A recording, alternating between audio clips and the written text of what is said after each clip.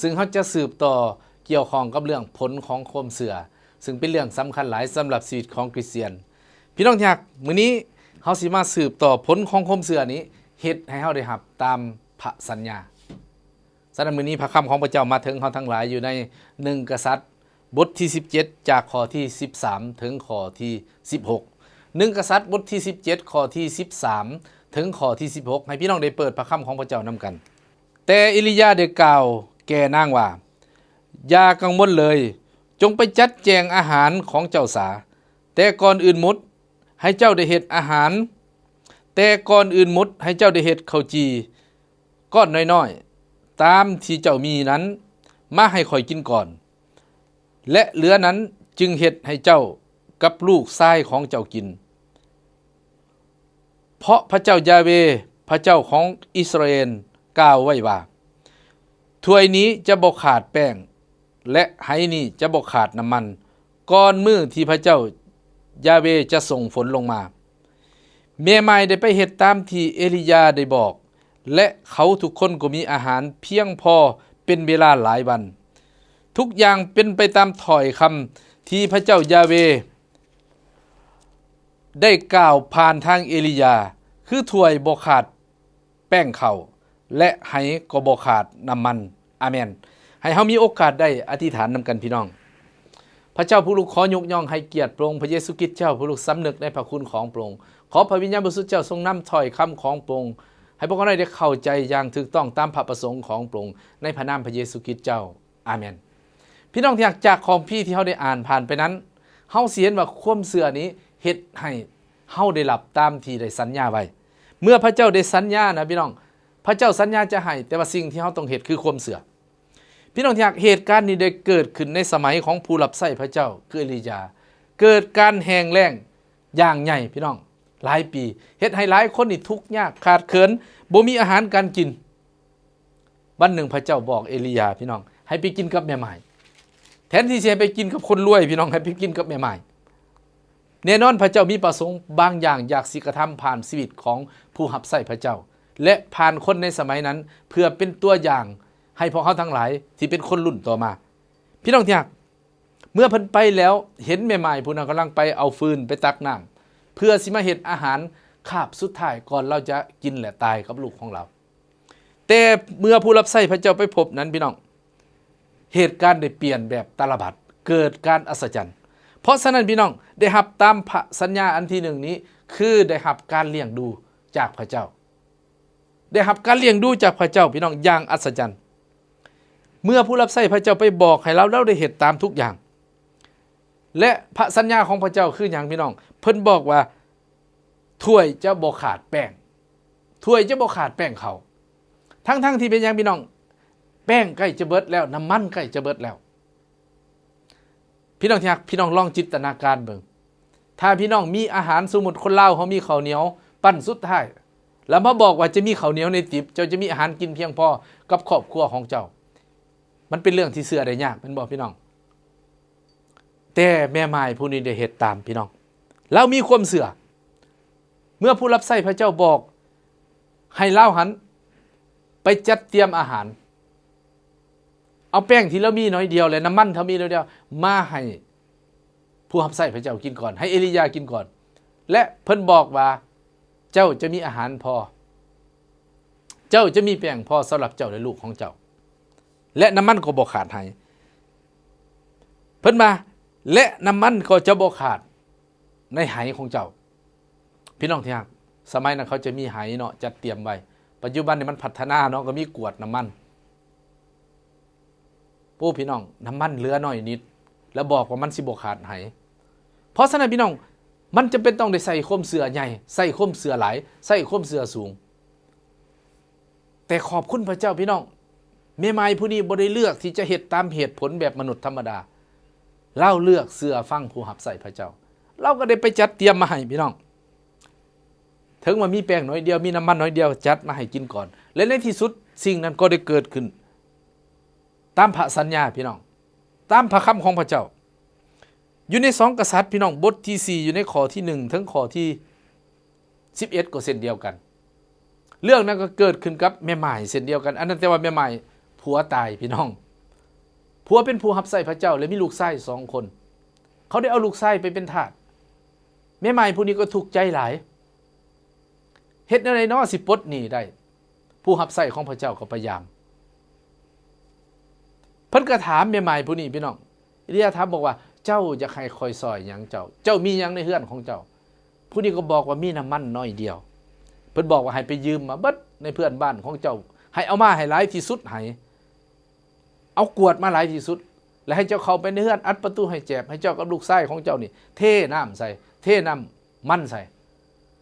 เทน้ำมันใส่เทน้ำมันเมื่อแล้วจนกวดนะพี่น้องเบิดเลยน้ำมันยังบ่เบิดและพระคำของพระเจ้าบอกว่าจังไดพี่น้องเพิ่นบอกว่าให้เอาไปขายและแม่ไม้ผู้นี้ก็เหตุในที่สุดก็มีเงินเลี้ยงครอบครัวเพราะฉะนั้นพี่น้องเนี่ยความเสื่อมันมีผลได้รับตามพระสัญญาจริงๆแต่หลายเถื่อเขาบ่กล้าก้าวไปข้างหน้าพี่น้องเพราะว่าเขามีความคิดมีความเสื่อมีประสบการณ์มีเหตุมีผลแบบมนุษย์ธรรมดาแต่สิ่งที่พระเจ้ากระทำมันเนื้อเหตุผลเนื้อประสบการณ์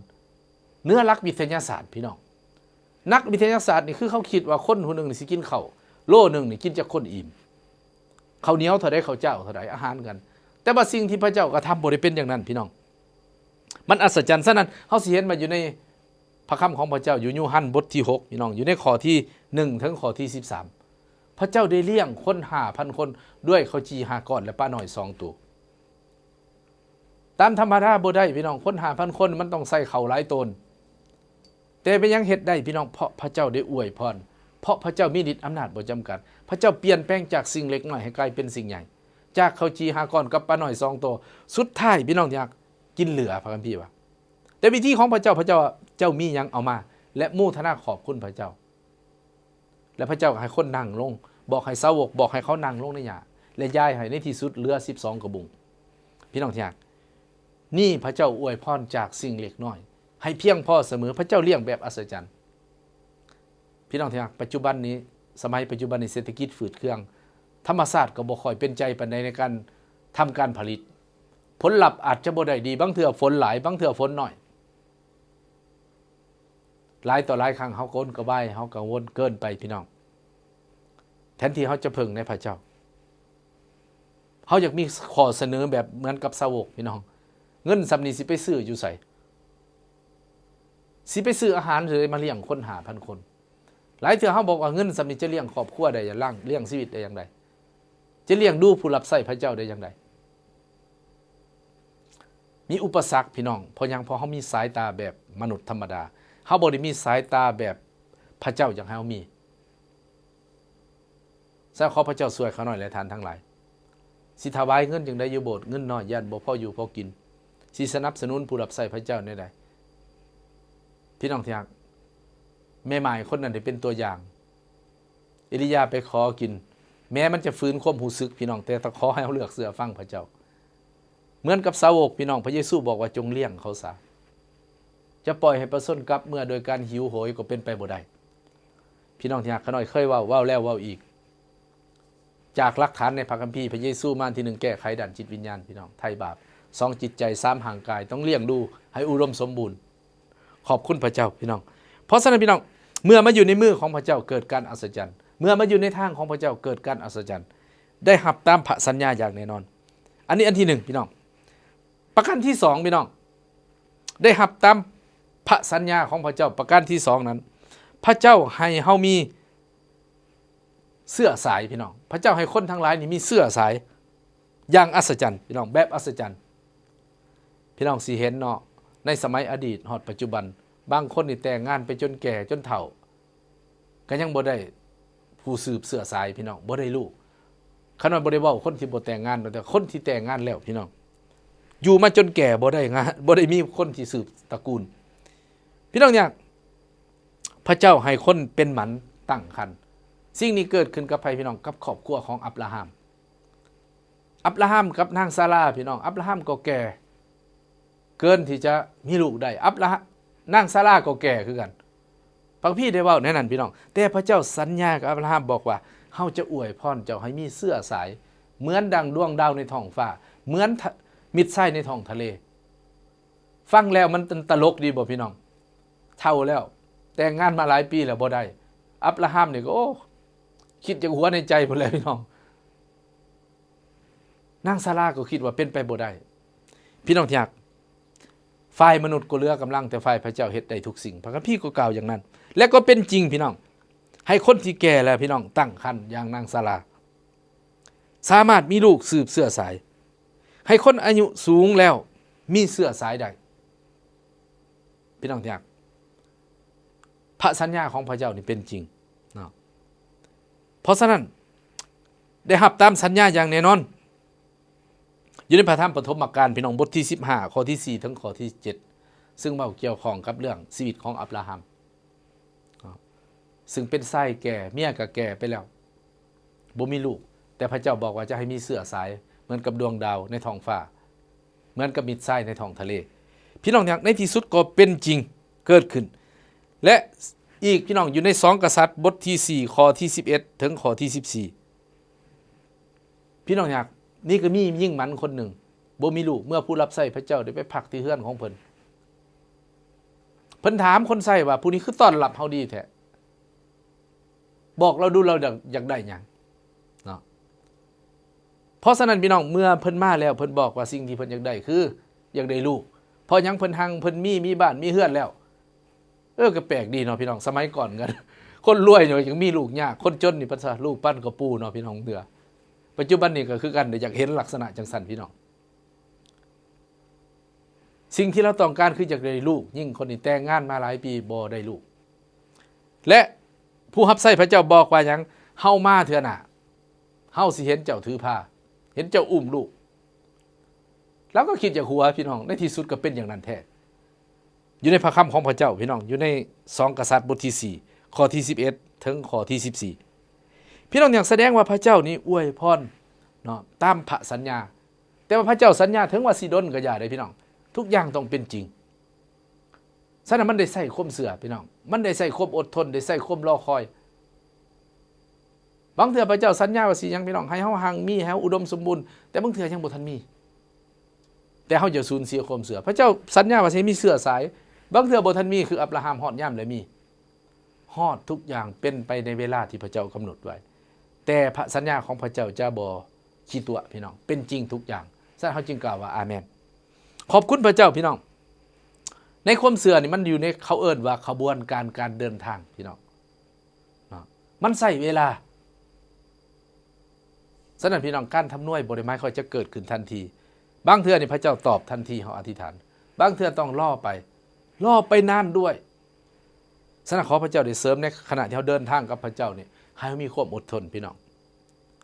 ให้เสื่อไว้วางใจในพระเจ้าเฮาจะบ่เลิกล้มง่ายๆหลายต่อหลายครั้งพี่น้องหลายคนอาจจะมีปัญหาในชีวิตเรื่องเกี่ยวกับเรื่องทายาทเนาะพี่น้องขอให้ไว้วางใจพระเจ้าข้าพเจ้ามีเพื่อนผู้รับใช้พระเจ้าผู้หนึ่งอยู่ประเทศเพื่อนบ้านเท่านี้แต่เพิ่นจากไปอยู่กับพระเจ้าแล้วตอนนี้เพิ่นก็เป็นผู้รับใช้พระเจ้าพี่น้องแต่งงานภรรยาเพิ่นก็เป็นผู้รับใช้พระเจ้าแต่ว่าอยู่กันมาหลายปีหลายกว่า10 ปีบ่มีลูกพี่น้องอาจารย์ดังๆอยู่ไสว่ามีของประทานเรื่องอธิษฐานเจิมบอกว่าจะเจิมแบบขุเข่าหรือให้ล่มลงโดยพระวิญญาณเราอยากได้ลูกเราก็ยอมทุกอย่างพี่น้องกับเมียเราขี่ย่นไปทางไกลทั่วโลกปรากฏว่าบ่ได้พี่น้องในเมื่อบ่ได้แล้วเราก็ได้ไปเอาลูกเขามาเลี้ยงเพื่อสิมีผู้ดูแลในบัดเฒ่าบัดแก่ในเมื่อเลี้ยงลูกเขาไปพี่น้องเป็นตาหักเมียเราตั้งครรภ์เมียเราถือผ้าเราคุเข่ากับพระเจ้าแล้วพระเจ้าเอ้ยขออภัยด้วยขน้อยบ่ได้ล่อคอยดนคืออับราฮัมล่อคอยบ่ได้พี่น้องยากหลายต่อหลายครั้งสิของเฮาอาจจะมีปัญหาบางอย่างที่พระเจ้าทดสอบความเสื่อของเฮาแต่เฮาไปบ่ถึงพี่น้องฉะนั้นขอพระเจ้าช่วยขน้อยและท่านทั้งหลายที่จะบ่เลิกล้มประการสุดท้ายพี่น้องได้รับตามพระสัญญาผลของความเสื่อประการสุดท้ายคือพระเจ้าช่วยเหลือเฮาอย่างอัศจรรย์พี่น้องอย่างอัศจรรย์ในใดพี่น้องพระเจ้านำมูเสข้ามทะเลแดงในขณะที่เดินทางที่จะข้ามทะเลแดงนั้นพี่น้องมีปัญหาหลายอย่างทหารของโปโลก็ตามไปคนอิสราเอลก็ต่อว่าเราบางครั้งพี่น้องมันก็เกิดความท้อแท้แต่เลือกที่จะเสื่อฟังคำสั่งของพระองค์ เลือกที่จะเชื่อฟังถ้อยคำของพระองค์แล้วบอกพระเจ้าบอกโมเสสว่าจงลุกหน้าก้าวไปอย่าย่านเลยเฮาจะอยู่กับเจ้าพี่น้องอยากเว้ากับมูซวยยูซวยเส้นเดียวกันผู้นำต่อจากมูเสฉะนั้นพี่น้องมูเสได้เอาคำเว้าของพระเจ้านี่ไปบอกประชาชนอิสราเอลว่าพระเจ้าจะสู้รบแทนเจ้าและเจ้าจะบ่เห็นชาวอียิปต์ตามเจ้าอีกในที่สุดเป็นอย่างนั้นบ่พี่น้องเป็นอย่างนั้นข้ามได้แน่นอนและพระเจ้าได้นำยังพี่น้องคนอิสราเอลเข้าไปดินแดนแห่งพันธสัญญาคือดินแดนคานาอันในพระคัมภีร์อุปยคบทที่14ข้อ13-14พระเจ้าบอกมูเสพี่น้องและอยู่ในข้อที่21เป็นต้นไปเพราะฉะนั้นพระญาของพระเจ้านั้นบ่เคยเลิกล่มพี่น้องบ่เคยล่มเหลวบ่คือคำสัญญาของมนุษย์เฮาพี่น้องเปลี่ยนแปลงได้ตลอดหลายคนสัญญาว่าสิอยู่นำกันตลอดไปหลายคนสัญญาว่าสิเป็นเสี่ยวกันตลอดไปหลายคนพี่น้องร่วมมือกันเฮ็ดธุรกิจสุดท้ายเป็นพี่น้องแตกวงกันแต่พระเจ้าสัญญาเฮาพระเจ้าจะรักษาคำสัญญาของพระองค์ย่านได้เฮาต่างหากพี่น้องที่จะบ่สืบต่อรักษาพันธสัญญาที่พระองค์ได้สัญญาไว้หน้าที่เฮาคือเสือฟังรักษาและเดินตามพี่น้องแม้จะมีอุปสรรคหลายอย่างแต่เมื่อเฮาเสือนั้นพี่น้องสิ่งเหล่านั้นจะเกิดขึ้นแน่นอนเอเมนพี่น้องขอบคุณพระเจ้าฉะนั้นพี่น้องทั้งหลายถ้าเฮาอยากได้รับตามพันธสัญญานั้นพี่น้องเฮาจำเป็นต้องรักษาความเสือแม้เวลานั้นจะดนนานปานใดแต่เฮาจะบ่ท้อถอยขอให้ไว้วางใจปรงให้พระวิญญาณบริสุทธิ์เจ้าเสริมกำลังเฮาที่จะเสือฟังถ้อยคำของให้เฮาอธิษฐานนำกันพี่น้องพระเจ้าผู้รู้โมทนาขอบคุณพระเจ้าสำหรับถ้อยคำของพระองค์ที่มาถึงข้าน้อยและพี่น้องทั้งหลายที่ได้ยินได้ฟังขอพระวิญญาณบริสุทธิ์เจ้าช่วยพวกข้าน้อยทั้งหลายบ่เพียงแต่จื่อจำแต่ช่วยพวกข้าน้อยได้จะเสือฟังถ้อยคำของพระองค์เพื่อพวกข้าน้อยจะได้รับตามที่พระองค์ได้ทรงสัญญาไว้ปลุกอธิษฐานขอการนำจากพระองค์ขอการอวยพรจากพระองค์มาถึงสิทธิพวกข้าน้อยทั้งหลายให้ถ้อยคำของพระองค์เกิดผลเป็นจริงในสิทธิพวกข้าน้อยในพระนามพระเยซูคริสต์เจ้าอาเมนอาเมนขอพระเจ้าอวยพรพี่น้องทุกท่านพระเจ้าอวยพร